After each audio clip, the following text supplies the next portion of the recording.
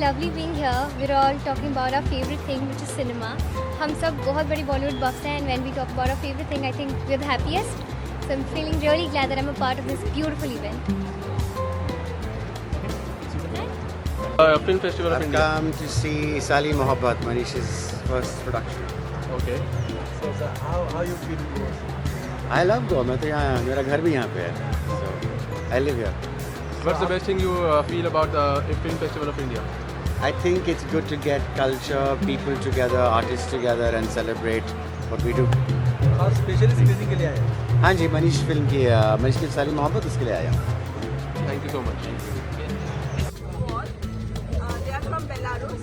Their film Dark Castle is being premiere for the very first time, and Belarus is also starting, being a part of it. पहली बार वो कर रहे हैं, तो उस तरीके से आप बोल सकते हैं. कॉन्सुल जनरल भी आए हैं, उनके प्रोड्यूसर भी आए हैं, और सार्कस भी आए हैं. Center. Come in the center.